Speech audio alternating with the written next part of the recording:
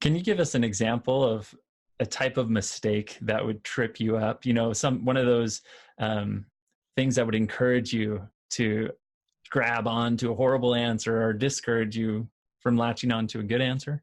Yeah, totally. That's a great question. And the LSAT makers are so devious about this. They just love to throw in the most complicated tricks they possibly can, but ones that they kind of lead people down a particular path so they confidently pick the wrong answer and walk away feeling good about it. So it's the Mm. worst experience to have that. And so I think one of the biggest ones I see is with logical reasoning, there are necessary assumption questions and sufficient assumption questions, and they require very different perspectives.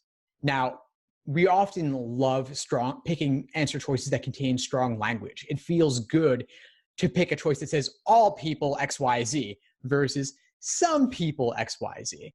But for a necessary assumption question, you want to gravitate towards more moderate language. It's more likely to have been required by the argument than a more extreme answer choice would be.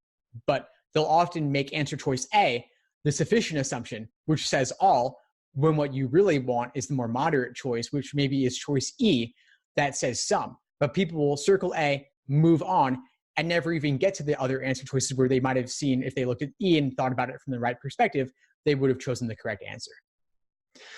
So are you saying, just generally speaking, that test takers should avoid absolutes? Are you saying there's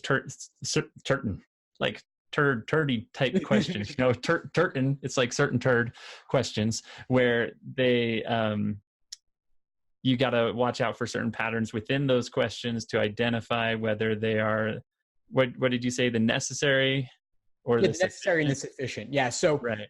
it's all about the proper perspective from which to view the question. So there are certain question types where you want more moderate language, like inference type questions, where the question is asking, what can you infer based on the information above? Now, what you can infer is limited to whatever was already covered in the stimulus or the argument above. And so in those types, you want the moderate language. But then for a strengthening question or a weakened question, they're saying in the question stem, which one of the following, if true? And so they're saying, doesn't matter how extreme the choice is, if it gets the job done. So in those cases, strong language would be okay. So it's all about just knowing which category the question falls into. Thanks for tuning into the show. Please subscribe if you haven't done so already to be notified of new episodes as I release them. And feel free to reach out if you need anything at all as you move forward with your prep. I'm happy to help however I can. In the meantime, I wish you all the best and take care.